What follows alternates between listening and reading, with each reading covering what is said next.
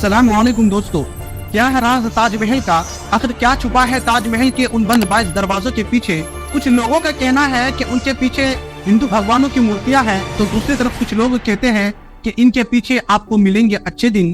पहले दरवाजे के पीछे सस्ता पेट्रोल डीजल, दूसरे दरवाजे के पीछे एम्प्लॉयमेंट अपॉर्चुनिटी। कुछ लोग तो ये तक कहते हैं कि ताजमहल एक्चुअली में एक शिव मंदिर है, इसका असली नाम है तेजमहल। एक थ्योरी के अनुसार मुगल बादशाह शाहजहां ने इसे नहीं बनाया था, बल्कि इसे बनाया गया था राजा परमार्दी के द्वारा 13वीं सेंचुरी में, और उसके बाद ये पास डाउन हुआ राजा मान सिंह को, और शाहजहां ने एक्चुअली में ताजमहल को खरीदा उनके पोते राजा जयसिंह से। ऐसी ही एक और पॉपुलर थ्योरी ताजमहल के बारे में बताई जाती है कि एक्चुअली में शाहजहां ने 20,000 वर्कर्स के हाथ कटवा दिए थे ताजमहल बनाने के बाद, ताकि वो जो वर्कर्स हैं जिन्होंने ताजमहल को बनाया वो कोई भी ऐसा इतना सुंदर मोमेंट न बना पाए। अब एक थ्योरी के अनुसार तेजमहल बना था 13वीं सेंचुरी में, और दूसरे के अनुसार शाहजहां ने अपने वर्कर्स के हाथ कटवाए थे 17वीं सेंचुरी में, 450 साल बाद। तो ऐसा तो हो नहीं सकता कि दोनों चीजें सच हो, इसलिए आज की इस वीडियो में आइए सच जानने की कोशिश करते हैं दोस्तों। क्या है इतिहास ताजमहल का? इन अलग अलग थ्योरीज में कितनी सच्चाई है और क्या छुपा है ताजमहल के इन बंद 22 दरवाजों के पीछे? दुनिया का 7वां अजूबा, प्यार की निशानी। कहा जाता है कि इतिहास तथ्यों पर आधारित होता है, ना कि भावनाओं पर। कैसा इतिहास? कहाँ का इतिहास? कौन सा इतिहास? याचिकाकर्ता की मांग है कि ताजमहल में मौजूद 20 बंद कमरों को खोला जाए। And the judges have slammed the Taj Mahal petitioner. दोस्तों, ताजमहल की असली और एक्चुअल हिस्ट्री समझते हैं। पहले शाहजहां और मुमताज, क्या थे इनके असली नाम?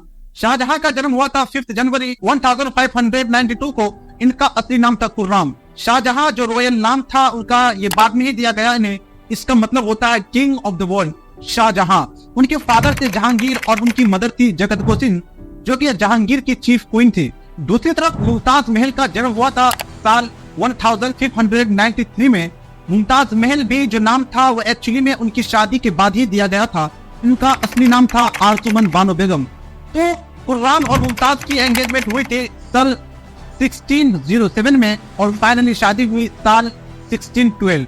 शाहजहां की और भी बीवियां थी, जैसे कि कंधारी महल, अकबराबादी महल, लेकिन कोर्ट हिस्टोरियंस के अकॉर्डिंग एक्चुअली में ये जो मैरिजेस थी ये पॉलिटिकल अलायंसेस के तौर पर हुई थी।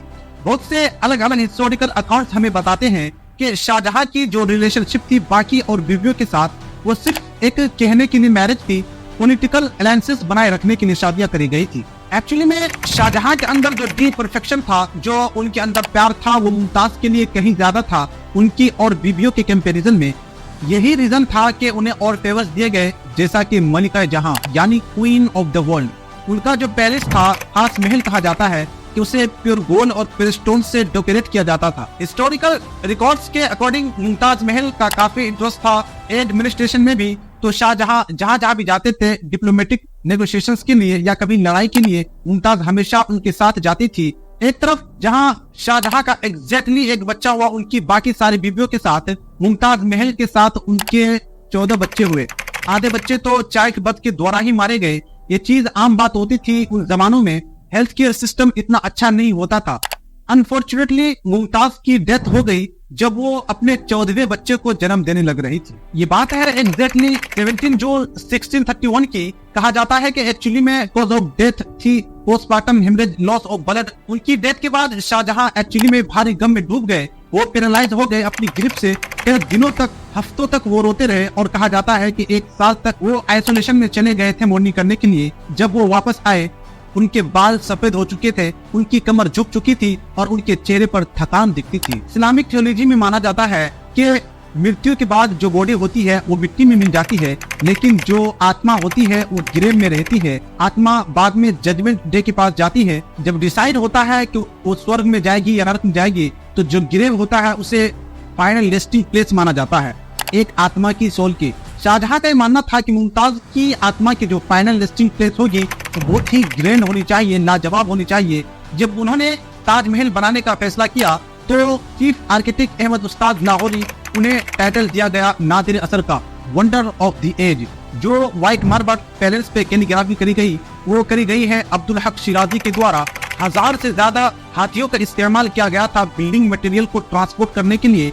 व्हाइट मार्बल को राजस्थान से लाया गया, जेस्पर को पंजाब से, चीड और क्रिस्टल को चाइना से, टर्कोइज को टिबेट से, सफायर को श्रीलंका से और कार्नेल को अरबिया से। ताजमहल के अंदर जो इतनी अलग अलग चीजें हैं, मटेरियल्स है, दुनिया के कोनों कोनों से आए हैं। टोटल में ताजमहल को बनाने में 22 साल का समय लगा। उसकी कंस्ट्रक्शन और डेकोरेशन में अप्रोक्सीमेटली 22,000 मजदूरों ने उस पर हर दिन काम किया उन 22 सालों तक। दोस्तों, वैसे तो ताजमहल की कंट्रोवर्सीज का इतिहास काफी लंबा रहा है, लेकिन अपनी कहानी की शुरुआत करते हैं सबसे रिसेंट कंट्रोवर्सी से। हाल ही में ये तब शुरू हुई जब खबर में आया कि बीजेपी पॉलिटिशियन राजनीत सिंह ने इलाहाबाद हाईकोर्ट में पिटीशन फाइल करी कि ताजमहल के 22 बंद कमरों को खुलवा दिया जाए। ये चाहते थे कि ASI यानी आर्कियोलॉजिकल सर्वे ऑफ इंडिया एक स्पेशल कमेटी बनाए जो इन 22 बंद कमरों के पीछे झांक कर देखेगी और ढूंढने की कोशिश करेगी कि कहीं न कहीं कोई हिंदू भगवानों की मूर्तियां तो नहीं हैं। यहाँ पर इस पिटीशन में कहा गया है, ऐसे क्लेम्स किए जाते हैं कि ताजमहल एक्चुअली में एक शिव मंदिर है तेजो महल नाम से, और कोर्ट का ये फर्ज बनता है कि इन बंद कमरों को खुलवा दिया जाए अंडर फ्रीडम ऑफ इंफॉर्मेशन। लेकिन कोर्ट ने इस पिटीशन को डिसमिस कर दिया। जजेस के बेंच ने कहा कि इस तरीके की पिटीशंस फाइल करके PIL सिस्टम को मजाक बनाया जा रहा है। कोर्ट ने सवाल उठाया कि किस बेस पर पिटीशन फाइल करी गई, क्या यहाँ पर कोई लीगल या कॉन्स्टिट्यूशन राइट्स को इंफ्रिज किया जा रहा है? अगर नहीं तो क्यों पिटीशन फाइल करे? हिस्टोरिकल रिसर्च करना हिस्टोरियंस का काम है और उसके लिए प्रॉपर मेथोडोलॉजी फॉलो करी जानी चाहिए। लेकिन अगर आपको लग रहा है दोस्तों पिटीशन डिसमिस होने के बाद ये राज रात ही रह जाएगा, तो चिंता मत कीजिए, इस वीडियो में सच जरूर बताऊंगा इस राज के पीछे क्या है। असल में बात क्या है दोस्तों, ASI सोर्सेज ने ऑलरेडी इंडियन एक्सप्रेस को ये बता दिया है कि जो 22 रूम्स है ये एक्चुअली में रूम्स नहीं है, बल्कि ये लंबा सा कॉरिडोर है जिस पर दरवाजे लगाए गए हैं। और ये बंद दरवाजे कोई ऐसे बंद दरवाजे नहीं हैं कि इन्हें सदियों से कभी भी न खोला गया हो। ASI के स्टाफ इनके अकॉर्डिंग ताजमहल के इन कमरों को हर हफ्ते जाकर या 2 हफ्ते में एक बार जाकर इनकी सफाई करता रहता है। एक रिटायर्ड ASI ऑफिशियल ने बताया, यहाँ दीवारों पर कुछ भी नहीं है और बेसमेंट में ऐसे कमरे बने रहना कोई अनयूजुअल चीज नहीं है। मुगल वुमेन्स के लिए जो वाइस टूम है दिल्ली में और जो सफदरजंग टूम है वहाँ पर भी ऐसे ही अंडरग्राउंड बेसमेंट कमरे हैं जो एक तरह का कॉरिडोर बना रहे हैं और ये स्ट्रक्चरल एलिमेंट के तौर पर काम कर रहे हैं जिसके ऊपर ये पूरा ढांचा टिका हुआ है। एक और रिटायर्ड ASI ऑफिशियल ने बताया कि एक्चुअली में जो एरिया है ये इसलिए बंद किया गया है क्योंकि टूरिस्ट के लिए कुछ है ही नहीं वहाँ पर देखने के लिए। उन्हें खोल कर रखा जाएगा तो ज्यादा भीड़ आ जाएगी और मूवमेंट को प्रिजर्व रखने के लिए इन एरियाज को लॉक करके रखा गया। ताजमहल आखिर में एक प्रोटेक्टेड वर्ल्ड हेरिटेज साइट है जहां पर हर रोज 1 लाख से ज्यादा लोग आते हैं, तो कॉन्स्टेंटली इतने ज्यादा लोगों के आने जाने से वेरेंटियर न हो, मूवमेंट प्रोटेक्टेड रहे। अब इस पिटीशन के डिसमिस होने के बाद भी ASI ऑफिशियल का इतना सब कुछ कहने के बाद भी ये डिबेट बंद नहीं हुई। कुछ मीडिया वालों ने सोशल मीडिया पर कुछ लोगों ने इस डिबेट को जबरदस्ती जारी रखा। ऑलमोस्ट ऐसा लग रहा था कि ऐसा मानो किसी को फायदा पहुंच रहा हो ऐसी चीजों पर चर्चा करके। तो हुआ क्या, 3 से 4 दिन बाद आर्कियोलॉजिकल सर्वे ऑफ इंडिया ने इस पूरी डिबेट को हमेशा के लिए खत्म करने के लिए उन्होंने पिक्चर ही रिलीज कर दी इन बंद 22 कमरों की कि देख लो ये अंदर की फोटो है। उन बंद कमरों के अंदर की फोटो को पब्लिकली दिखा दी सबको, ये देख लो इनमें रेस्टोरेंट्स का वर्क चलने लग रहा है और इन कमरों के अंदर का नजारा कुछ ऐसा दिखता है। आगरा के SI चीफ RK पटेल ने इंडिया टुडे को बताया कि ये पिक्चर्स अब ASI की वेबसाइट पर लाइव आपको मिल जाएगी। ये उनकी एक न्यूज लेटर का हिस्सा थी और कोई भी इन पिक्चर्स को देख सकता है उनकी वेबसाइट पे जाकर। अब ये पहली बार नहीं दोस्तों कि ऐसा कोई क्लेम किया गया हो, इससे पहले भी ऐसी सिमिलर पिटीशंस फाइल करी जा चुकी है। जैसे कि अप्रैल 2015 में आगरा कोर्ट में एक सिमिलर सूट फाइल किया गया था 6 लॉयर्स के द्वारा जो क्लेम करते हैं कि ताजमहल एक्चुअली में एक शिव मंदिर है। उन्होंने कोर्ट से परमिशन मांगी कि हिंदुओं को वहां पर वर्शिप करने की आजादी दी जाए।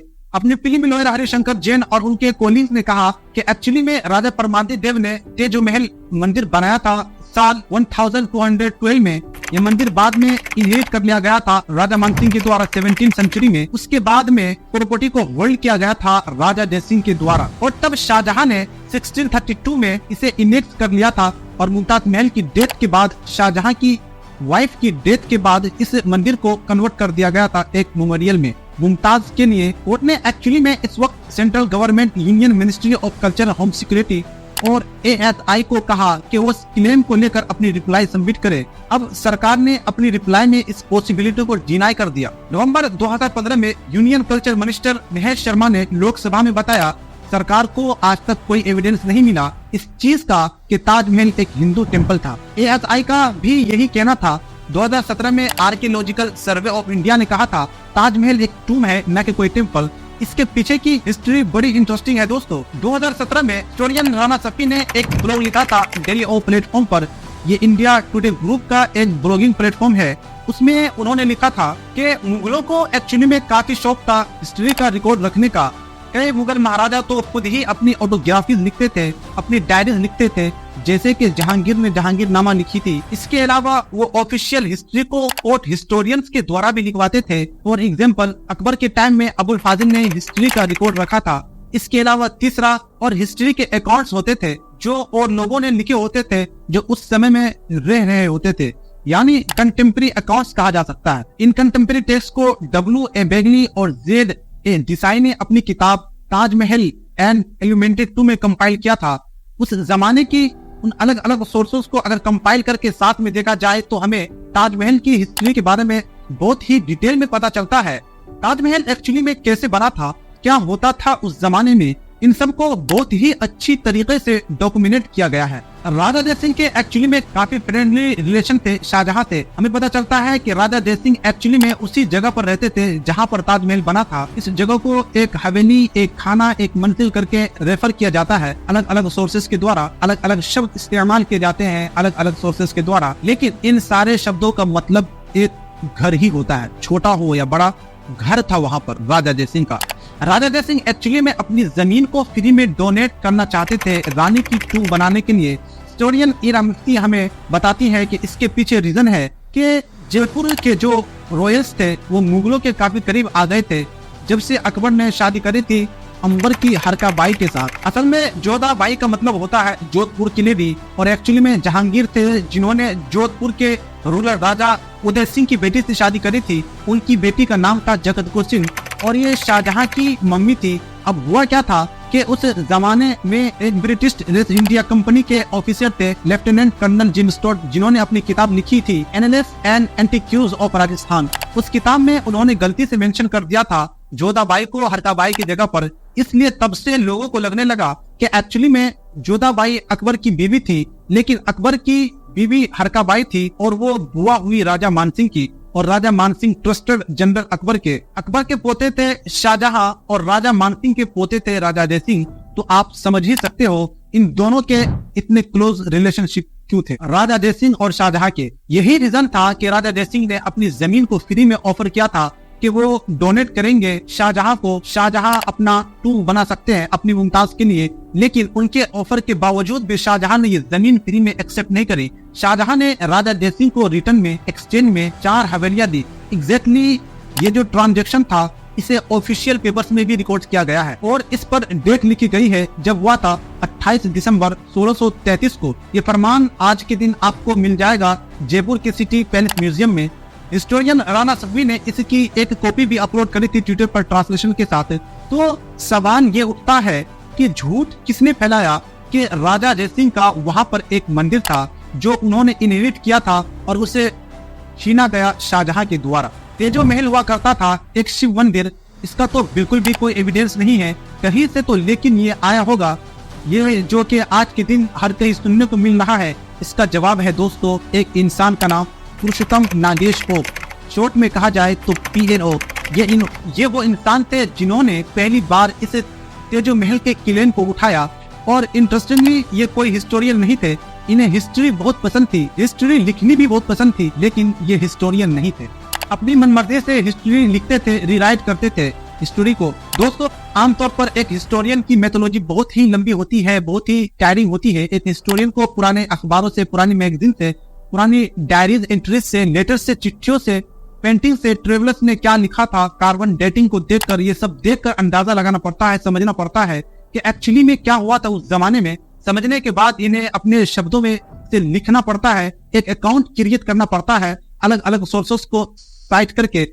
उसके बाद इनकी राइटिंग को प्योर रिव्यू किया जाता है बाकी और हिस्टोरियंस के द्वारा, ये चेक करने के लिए कि कितना एक्यूरेट है किसी एक हिस्टोरियन के द्वारा लिखा गया अकाउंट, लेकिन पीएनओ की मेथोलॉजी इससे बहुत ही अलग थी। उनकी मेथोलॉजी थी कि भाई ये जो वाटिकन शब्द है सुनने में संस्कृत के शब्द वाटिका से काफी सिमिलर लग रहा है, तो हो सकता है कि वाटिकन सिटी एक टाइम पर कोई हिंदू टेम्पल होगी। वो क्या सकता है, एक्चुअली में मैं लिख डालता हूँ, यही हुआ था।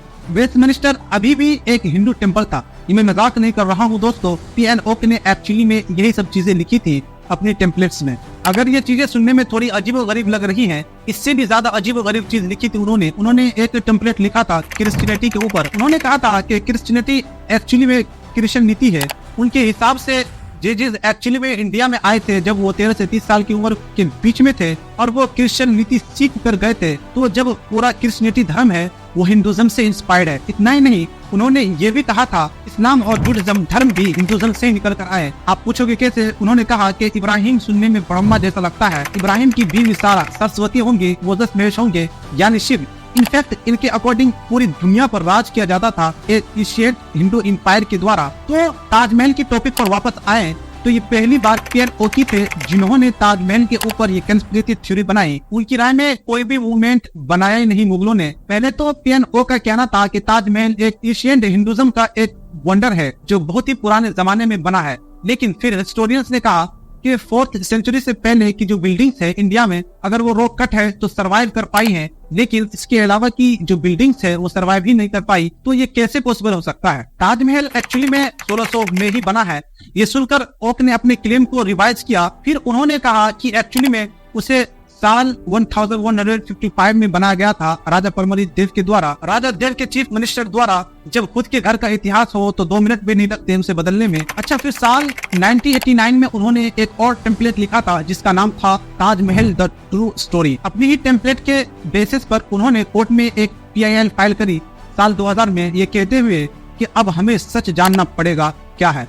इंटरेस्टिंगली उन्होंने कोर्ट में वो बात भी साइड करी थी कि शाहजहां राजा जयसिंह की हवेली को एक्वायर किया था। तो एक लाइन उन्होंने एक्चुअली में हिस्ट्री से निकाली और बाकी हिस्ट्री उन्होंने अपने दिमाग से, अपनी इमेजिन से क्रिएट कर दी। सुप्रीम कोर्ट ने भी उनकी पिटीशंस को डिसमिस किया था ये कहते हुए कि वो मिसकंसीव्ड है, और मजाक भी उड़ाया था सुप्रीम कोर्ट ने उनका ये कहते हुए कि कोई मधुमक्खी ने काट लिया ऐसा लगता है। फिर आते हैं हम साल 2010 में। व्हाट्सएप की शुरुआत होती है, व्हाट्सएप यूनिवर्सिटी की शुरुआत होती है, और पीएनओ की जो बनावटी कहानियां थी ये व्हाट्सएप यूनिवर्सिटी की थ्योरीज बन जाती है। ये फिक्शनल कहानियां बार बार फॉरवर्ड होकर लोगों तक पहुंचती है। लोग यकीन कर बैठते हैं कि ये सच्ची कहानियां हैं, और फिर से कोर्ट में हमारे फ्रेश पिटीशन जाती है। हमारे कोर्ट का टाइम वेस्ट होता है। इन चीजों में इंटरेस्टिंग चीज ये थी कि व्हाट्सएप यूनिवर्सिटी के इतने सारे फॉरवर्ड करके पीएनओ ने साल 1155 की बात करी थी, लेकिन जो अभी लेटेस्ट पिटीशन थी कोर्ट में फाइल करी गई थी, उन्होंने कहा था कि उसे साल 1212 में बनाया गया। एक और बहुत ही फेमस क्लेम उठाया जाता है शाहजहां के बारे में,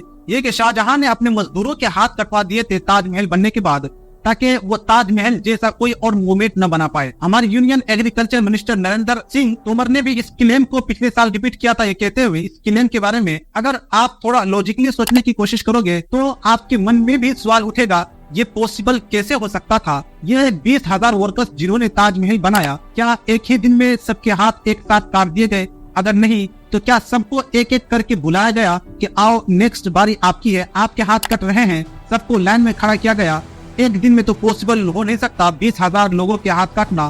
तो भाई आ जाओ, थर्सडे है, थर्सडे के दिन इन लोगों के, इन मजदूरों के हाथ कटेंगे। वो वाला मजदूर की बारी सैटरडे को आएगी, इसके हाथ हम सैटरडे को काटेंगे। अगर ऐसे होता तो कोई मजदूर क्या लाइन में खड़ा होकर वो वेट करता कि मेरे हाथ कटने जा रहे हैं, सैटरडे तक मैं रुककर लाइन में खड़े होता हूँ, या जैसे ही हाथ कटने शुरू होते वहां पर वो तो भाग पड़ते। और अगर हिस्टोरिकली देखा जाए तो इस चीज का जीरो एविडेंस है कि चीज सस्ती। अगर ये चीज सच होती कि आर्कियोलॉजिकली हमें सेक्लेंस मिलते हाथों के, कहीं न कहीं किसी न किसी किताब में तो इसका मेंशन किया जाता, किसी न किसी कोर्ट हिस्टोरियंस के द्वारा तो इसका मेंशन किया जाता। कई ट्रेवलर्स आए थे वहां पर उस जमाने में घूमने फॉरेन के, वो अपनी किताबें लिखते थे, किसी न किसी एक किताब में तो कहीं ना तो कहीं कुछ तो मेंशन होता, लेकिन कुछ भी मेंशन नहीं है।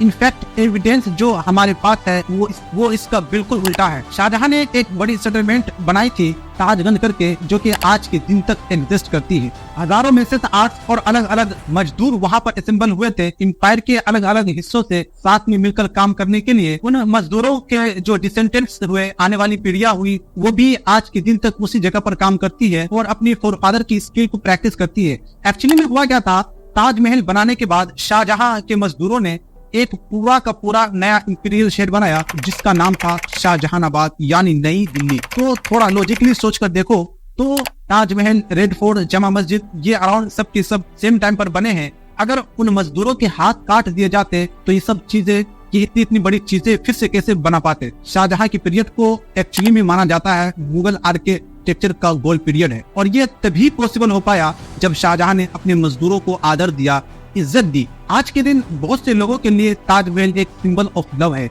लेकिन आज के दिन ये डिनाई नहीं किया जा सकता कि ताजमहल एक आर्किटेक्चर मार्वल है, दुनिया का world of the official 7 wonders of world है और एक UNESCO world heritage site, India की one of the most popular tourist attraction, जिसको देखने के लिए दुनिया भर से लोग इंडिया आते हैं। इसमें न प्राउड होने की कोई बात ही नहीं है, सही मानों में ये एक इंडिया की शान है। अगर वीडियो इन्फॉर्मेटिव लगी तो आप हमारे चैनल को सब्सक्राइब करें, वीडियो को लाइक करें और उन लोगों को जरूर शेयर करें जो ताजमहल को लेकर गलत इन्फॉर्मेशन फैलाते हैं।